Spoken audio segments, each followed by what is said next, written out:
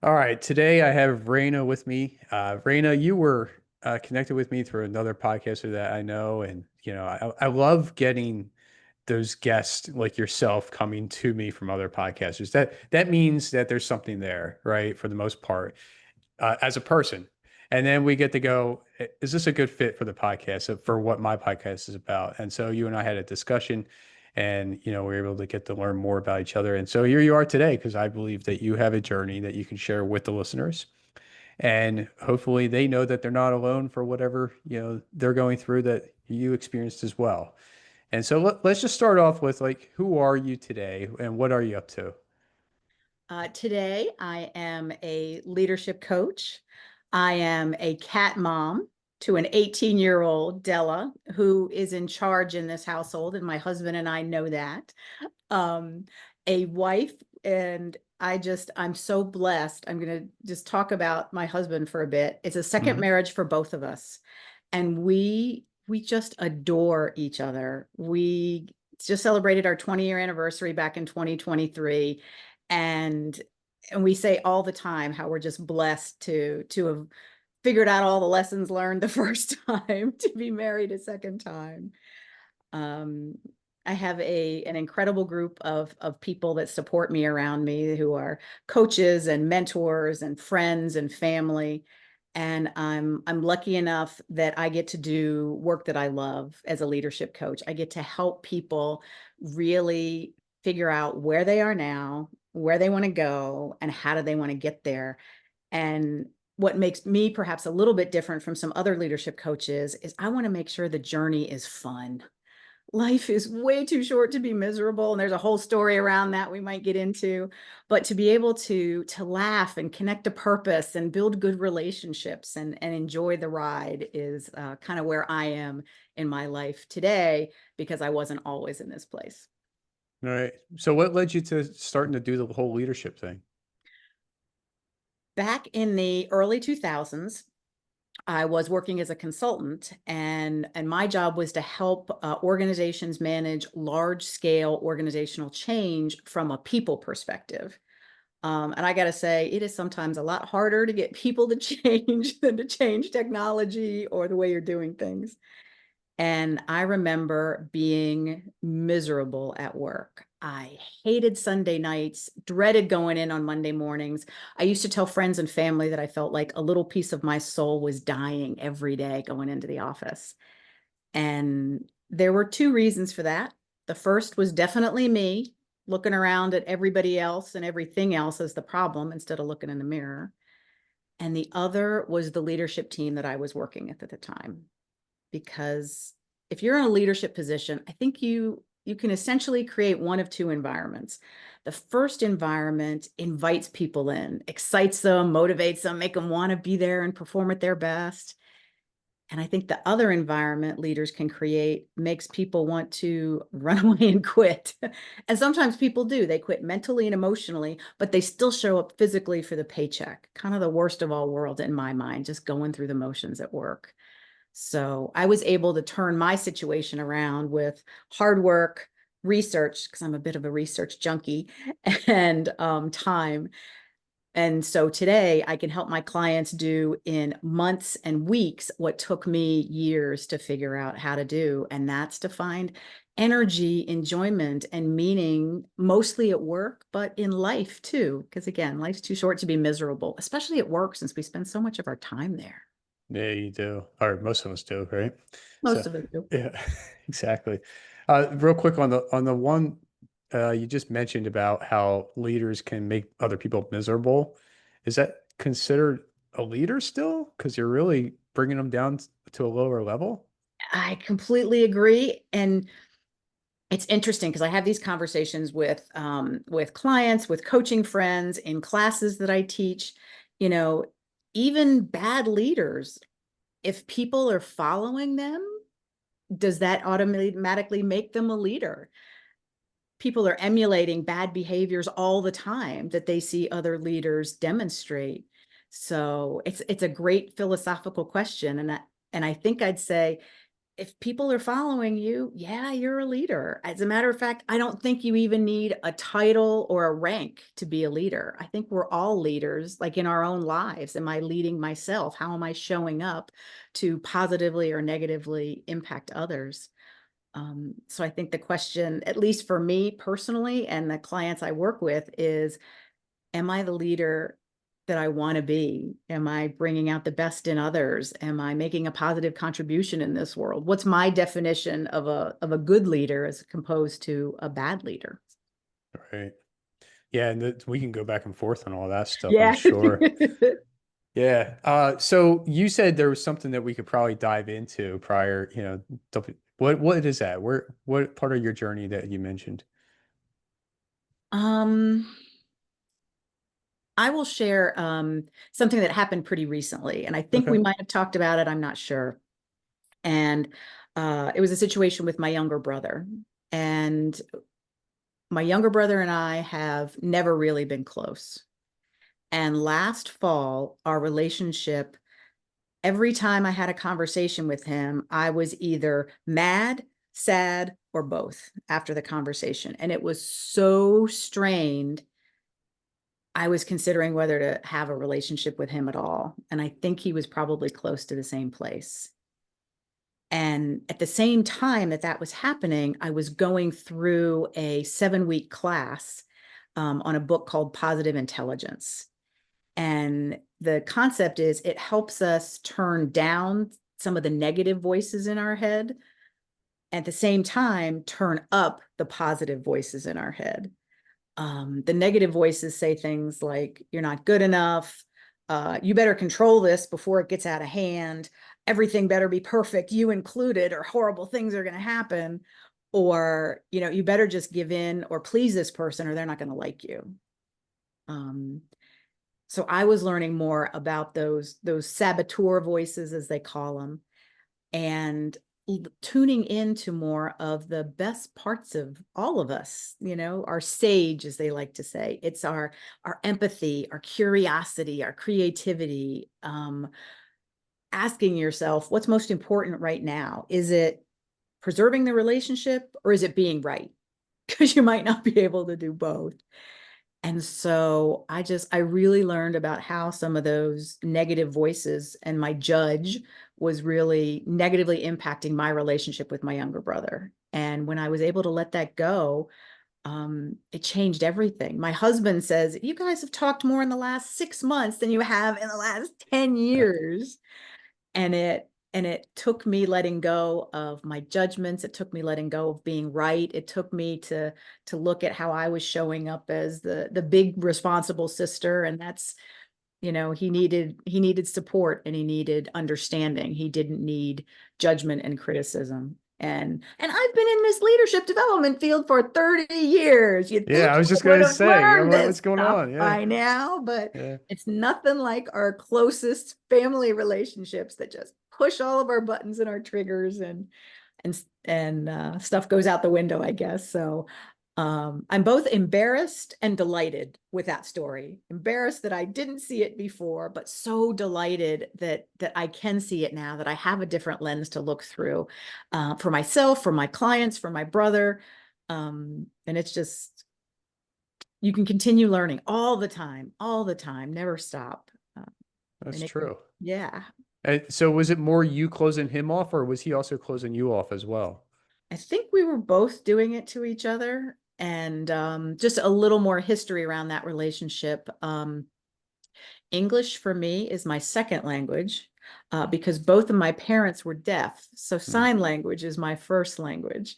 And so as firstborn, I was on the telephone at, like, 3 and 4 years old, listening, and I was, interpreting for my dad or mom who was, on the other end. And my dad could speak pretty well, so he could speak on the phone. You wouldn't even know he was deaf. Hmm. And so I was that link for my parents to the outside world at a really young age. So I was, in addition to firstborn, just being uber responsible. So I think for me, to be honest, I came across as a parent to my younger brother instead of as a sister. And I knew that, and I'd been working on that, or I thought I was working on that. Um, but again, I didn't see it. I didn't see it. And once I did, and had the language for it and noticed it, it was like, wow, yeah. Part of me surprised he didn't, call me on it Yeah. years before. Yeah, I'm sure it's a little bit more difficult when you're grown up now and you're separated, right? Because you have different lives and everything going on. Where I would think if you were still young in the house, you can work on it better because you see each other all the time. That would be my Right. thoughts. Right. Yeah, I would think so too. yeah, interesting. So he just like let's just say he just accepted what you had to you were open to like, hey, here I'm dropping everything, but you don't say this, right? You're just showing up differently, Right. and you're receptive to him talking to you, and you're okay. You're dropping it down, and then um, did anything ever come up on his end? Like, how come we didn't talk, or he just like, wow, she's talking to me a lot now. What let's just keep this going. I mean, like, Yeah. was there anything from his side that he was just like shocked? Because he didn't go through the same stuff you went through, He right? didn't. He Right. didn't go through some of the same stuff I did. As No. far as learning, right? And becoming Right. better. Yeah. So there had to Right. be something I would think that he's just like, what's going on? and and if there was, Yeah. we haven't had a conversation about it. So it's a great question. Now you can have a conversation. Now I can have a conversation. I'm like, hey, Yeah. I want you to listen to this podcast, by the way. That's right. Fred and I had this great conversation. But I also know that when we were having a tough relationship, he was going through a difficult divorce. Hmm. And so for him, he's like, I don't want to lose my sister in addition to losing my wife. So I also noticed more effort on his part, even if we never talked about it. I remember going to his house and having a conversation, and we were in the living room, and I said something about, can we just, maybe turn the light down because it's just kind of right in my eyes, and I get migraine headaches. It can be a trigger. He jumped up, turned the light off, moved my chair, moved his chair. And he goes, how's this? And I thought, damn, this is what I'm thinking. This is pretty impressive. I really appreciate that responsiveness. So I said, yeah, I really appreciate that. And it might have seemed like a little thing, but for him to just react to my comfort that quickly, I could see the effort, even if we never really talked about it. Yeah. Yeah, I could see that. I personally going through a divorce part, I could see that as trying to accommodate somebody so that they don't get mad or upset in any way. Yeah. Yeah, And I'm sure that's probably part of it. And obviously you're his sister too. So, and I don't know what the relationship really was prior to all that, right? So he's wants wants to make sure that works, right? He didn't want to lose you too, you mentioned as well. exactly. Exactly. Yeah. Interesting. So you what I mean, like you've been doing leadership for a long time, but I mean, like, anything prior to that besides just like giving up on the workforce and everything that kind of just said, I got to do this? Like, was there something that just said, hey, this is where I'm headed? Yeah, it was when I was miserable at work, kind of soul Yep. dying. And I remember having a conversation with my boss at the time, and it was performance appraisal time. Mm. And he calls me into his office and sits me down. And for me, I'm like, always had good performance appraisals. So I'm thinking this is going to be a great conversation. And he starts out and he goes, Rayna, I'm just going to give it to you straight. You are not a good leader. I was like, breathe, breathe, remember to breathe. All right, all right. You've taken some training around getting feedback. What are you supposed to do again? Tell me more was my question. And he proceeded to say, Rayna, you're not a good leader because when you're not here, your team functions just fine. Like there's no crisis, there's nothing for you to come in and solve, which means you're not a good leader because Mm. if you're a good leader, things fall apart when you're not here. And you need to come in and you need to fix things and you need to save things. You're making this up, right? I wish I was. I I wish know. I still remember his name. I still remember his office. It was like one of these, like significant emotional events. Uh, And I remember like almost thinking, am I having this out of body experience? Am I really hearing this? And granted, this was, 20, 25 years ago. So hopefully the lens has changed, things have right. changed. But I remember, and I just said what came to my mind, and I said, you and I have a fundamental difference about what good leadership is. I believe it's preparing my team, empowering them, letting them be able to handle whatever comes up. If they relied on me, I could have an accident, get hit by a truck, that would be a disaster. And he just we had different points of view. And so when I left, I said, I cannot be successful in this kind of an environment with such a fundamental difference about what good leadership is. And that's when I decided I'm out. I am going to get certified as a leadership coach and start my own training and coaching and consulting company. And that's what I did. That was back in 2006. So almost 20 years now. Yeah, it's a long time. Yeah, that's good. And so now you go into other companies and you teach their team. Depends. Sometimes it's with organizations, and it could be teams, it could be individuals. And I do a blend of leadership coaching, either one-on-one or with a leadership team, or I deliver leadership training. Although for me, if a company asks me to just come in and deliver leadership training, and it doesn't matter whether it's 1 hour, 1 day, or 1 week, I always say, how are we going to continue this? Because a one and done isn't going to change anything. So how do we continue this? What is the follow up to this? And it could be, let's have some group coaching conversations where we come in and go, yeah, we talked about this and this. What have you tried? What's worked? What hasn't? The good, the bad. Or the leaders themselves have those conversations with their team, and I coach them on how to have that conversation. But since I've been doing, training as well as as long as I've been doing coaching, actually probably a little longer, and being through it myself, if you don't reinforce it, it doesn't matter how good the training was or how good the person was, you just don't stick with it. So I'm always in the back of my head thinking, how am I equipping my clients to keep this going, whatever the it is that they want. Have you ever had one individual just reach out to you just for themselves personally, maybe even in a business that they work for? Oh yeah. Oh yeah. I get individual clients, referrals and conversations with other people. And I remember one in particular, she was in the C-suite, just recently got promoted to the C-suite. And so, and she was just really overwhelmed, really not sure how to handle this new job. And she was really just putting so much pressure on herself to, be good, be perfect, do all the right things. And so, we had conversations around, what is hanging on to that creating for you? And she's like, pressure, pressure, everyday pressure. And I'm like, is there another way that you can look at this? What else can you tell yourself? What other beliefs can you, that can support you around that? And I was like, what would happen if you didn't have to be perfect? And it was like, man, didn't it's just these beliefs and these negative voices we have in our head, unless somebody just goes, you have another option, you don't have to hang on to that.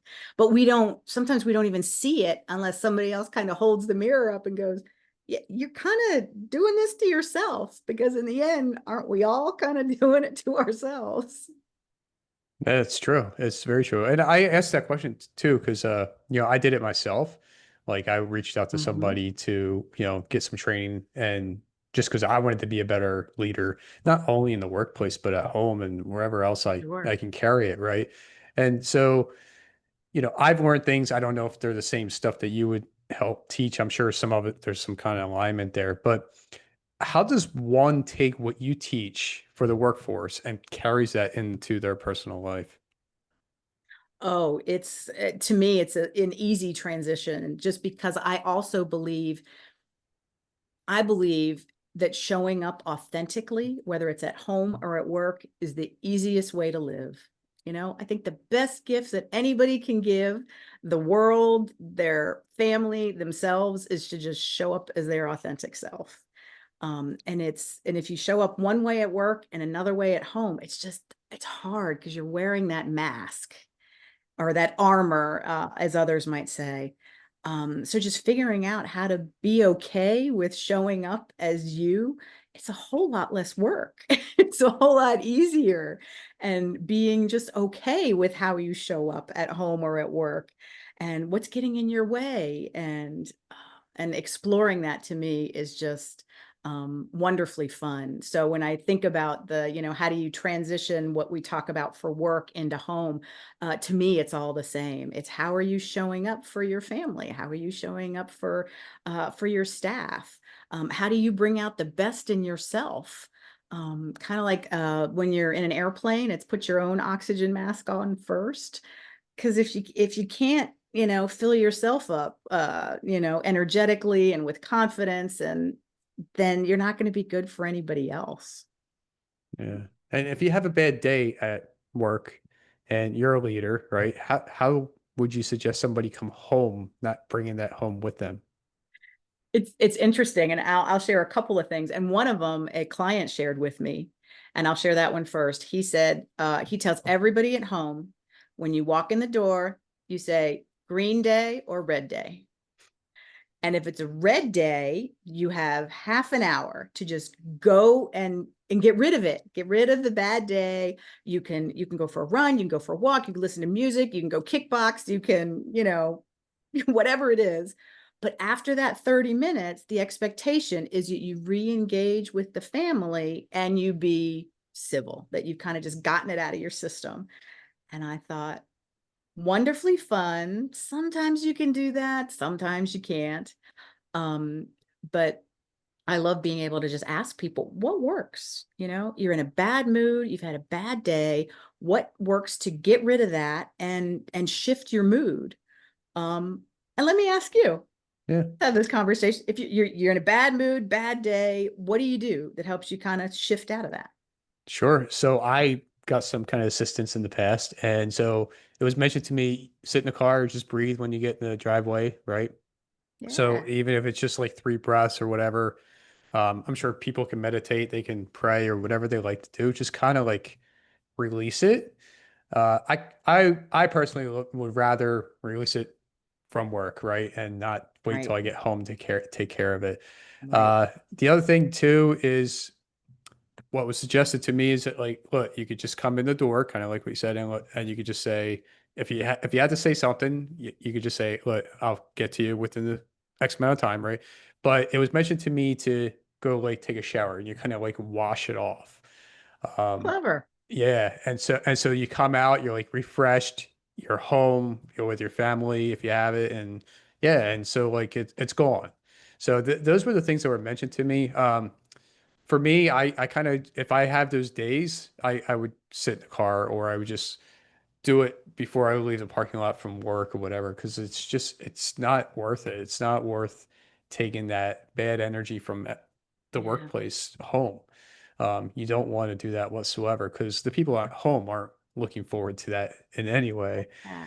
right? And they don't deserve it. So, I mean, they could have had a bad day too, and now you have to walk in and you're battling because you both had bad days, and Right. yeah, no, yeah, now you're sharing it, right? So now you got to listen to their bad day before you can even say your bad day. So it's like, so it's one of those things. So, but then you can come to that agreement where you can come back together and you both can share, well, this was my day. But Yeah. yeah, that's what was taught to me. I love all of those strategies. And I ask this question a lot when I'm teaching leadership classes. We talk about the energy's got to go somewhere. So what do you want to do to get rid of it? There's all kinds of stuff people do. I remember I was talking to a group of social workers, and one of them said, and this was in person, and one of them said, "Well, I like to start my day in a good mood." And I'm like, "Great, what do you do?" She goes, "I dance into the office." And everybody else is kind of sitting there and they look at me and they nod their head. Yep, that's what she does. And one of them says, "How can you start off having a bad day when somebody's like twirling to get to their desk?" Yeah, really. It's like, whatever works, whatever works. Listening to music, I have like an energizer list. So if I've had a crappy day, I'm playing it. I might take a shower. I might just get up and dance. I love animals, so I might spend some time with my cat, and I love to laugh. So, a couple minutes of funny cat videos do it. There you go. So it's just, and And the more I ask people, the more unique it is to every person. So, there's so many things that people could do. It's, yeah, what really works for you to shake it off or get rid of it, or shift your mood around. And I love that you would prefer to do that before you leave work, so that it's already gone. And as a coach, for me, if somebody said, yeah, what do I do if I'm having a bad day? I said, yeah, we can talk about that, but let's talk about your bad day. True. Very true. What happened? Yeah. What happened? What's causing that? How can you look at that differently so it's not in a bad day? Or how many bad days are you having? Do we need to talk about, doing something different with your job, or a boss, or an employee? Um, so lots of that, as usual, we could just, talk for 5 or 6 hours and then decide the half hour Which you one want to to put in do? your podcast. Yeah. Yeah. No, I get it. Yeah. I kind of go back to thinking about where I was working and how people were different, different family issues, and they bring it all together, come into the same workplace, they bring it together, and things could clash, right? So if you had an argument with your spouse at home before you came into work, you bring that with you. Unfortunately, most people do. And so it Yeah. makes it even a bad day for not just for them, but for everybody around them, right? Yeah. So you have a hard time talking to those people, and then you're working together and you can't really work together, right? Because, yeah. Yeah, it makes Um, it tough. And sometimes I like when you said, like, when you go home, like you're having a yeah. bad day. Yeah. I love to say, if you're having a bad day, do something to try to get rid of it when you're at work. Whatever that is, 10, 15 minutes, half an hour, go for a walk, listen to something. And if you can't, then just be honest with people, just to say, having a bad day. It's not you all, but this is what I need. All right. Whatever it is, I need you to leave me alone. I need you to do this, this, and this. If you're at home, I tell my husband I'm having a bad day. He's like, what do you need? Sometimes it's being alone. Sometimes it's a hug. Sometimes it's Ben and Jerry's. Just be honest about what you need. Yeah, there's moments where I've said, like, if I'm not talking right or whatever, it's nothing personal. So it's like right up front, right? So, it could be just whatever I have going on in life, or it could be work related, it could be anything. And so, like, that's just like, so let's set the stage, and I'll come back to you when I'm ready. Um, how do you see empathy being played out in leaders? I think it is a huge piece that makes leaders successful. Um, the whole idea of emotional intelligence, big in the Mm, workplace. It's the idea of understanding and managing your emotions, and understanding and managing other people's emotions, so you can get along well with other people. There's all kinds of research, and I do it in my training classes. It's really important when you think about people that you get along well with. And let's just play with this, if you're okay with that. The yeah. people that the people that you get along with really well, and let's say at work, or that you respect and admire at work, what are some things that you respect or admire about those folks? Uh, their vulnerability, being open, honest, Mhm. straightforward, and I expect to see, I hope I do the same to them too, right? So it's kind of Yeah. it's reciprocated. Um, and that there's a place where I know a leader is meant to, like, the team can take care of themselves, right? But there's that spot too that they can come to you for any assistance whatsoever if needed, Yeah. and not feel like they should already know the answer sometimes, right? Um, yeah, that's what I think. I love that. And it's just, and I can feel that, as you're talking about that, whoever that person is or those people are, I'm like, Yeah. yeah, those are people I'd want to be around, that I'd want to work with and for. And it just goes to show, you didn't say, oh, I really admire and respect those people because of how smart they are, Hmm. or because of how well they know their tasks. So it's not about that kind of stuff that people really value, from others, about getting along well. It's not about smarts, it's not about your IQ, it's not about your technical skill. It really is about that, getting along well with other people. And I think empathy is huge if you don't have somebody that's willing to understand and listen, and be there, and create that space, as you said, Yeah. make it so that you can go to them. I think it's really hard to be a successful leader without that. Yeah, right. And I think the team would be dysfunctional. Like they might know Yeah, their task, their job, but they yeah, probably will be very unhappy. yeah. And they're just there to collect a paycheck. Going through the motions. Yep. Yeah. Yeah. Hmm. Yeah. And so leadership has become a really popular thing lately. Um, yeah, I would, as long as I can say, anyways. I don't know about how, since you've been doing it forever, I don't remember what it was like back then. But for me, just going through the transition of, learning about it, reading about it, getting coached on it, and trying to set an example for not just workplace, but my children, right? And so, like, uh, my daughter's supposed to try out for soccer, and like, I want to be there, whether she wants me there or not, I don't know, right? But I want to support, right? And Yeah. How it old is be she? she'll be 13. Okay. Yeah. So it's kind of like that. Yeah. Yeah. Yeah. But And the coach in me can't resist. What would you think about just saying exactly what you said to me, to her? Hey, sweetheart, I want to be there to support you. I'd love to watch when you try out. Would that be helpful for you or would it not? right. That's kind of like, yeah. It's like, I don't know. That's so I didn't get a yes or no, but Oh, yeah. okay. Yeah. Yeah. Probably because I'm dad and I might be cheer her on and I'm not really gonna Right. do. I just want to see it and just be on the sideline and say, he was telling you this, maybe you should work on this, right? And just kind of as a guide along the way if needed. Um, yeah, and then another example I try to have for my son is when he goes to watch her, just not be on the phone, watch the games, right, and just kind of enjoy the moment. So it's those things I could think off the top of my head as far as like trying to show up as a leader, as a father. Yeah. Um, and the real idea would be to do something when you say you're going to do something and actually take action on it so they can see that. Otherwise, you could say all you want and they'll be like, well, he ain't going to do it. Why am I going to do, Right. why am I going to follow why am I going to follow doing something he told me to do when he doesn't even do it himself, right? And so, yeah, so you have to just keep showing up. And that's why I podcast and stuff like it's being Yeah. consistent, keep going, right? And don't quit.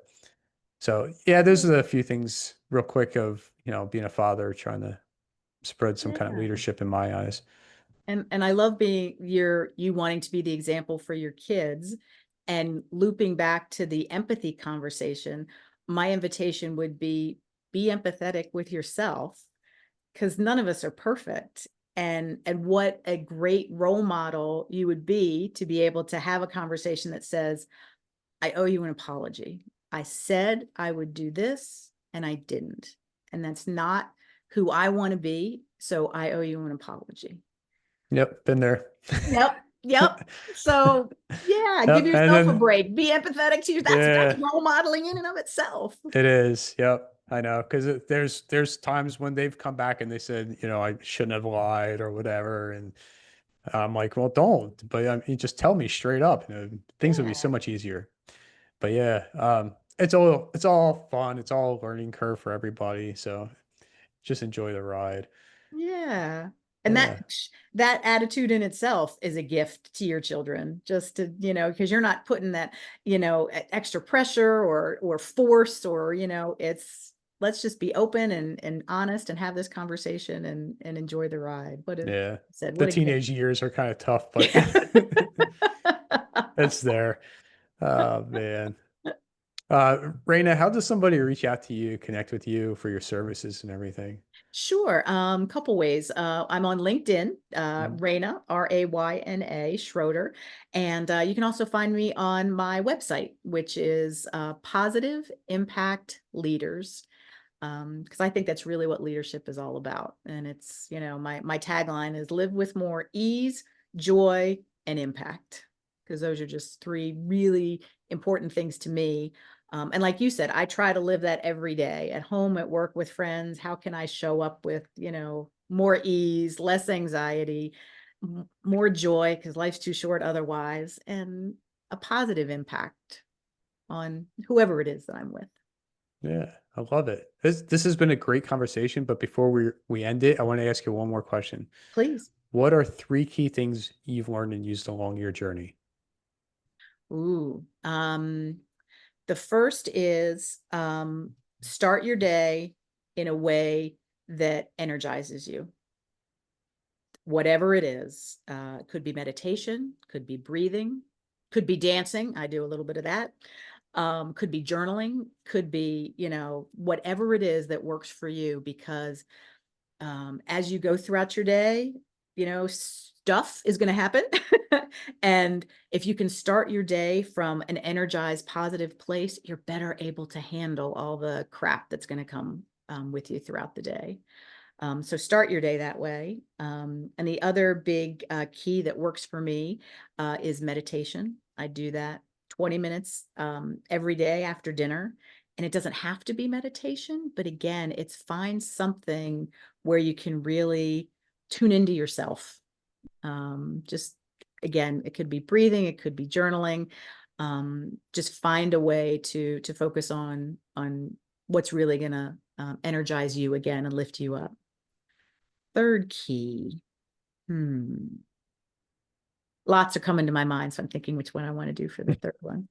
And I think it's something that we kind of talked about, and that's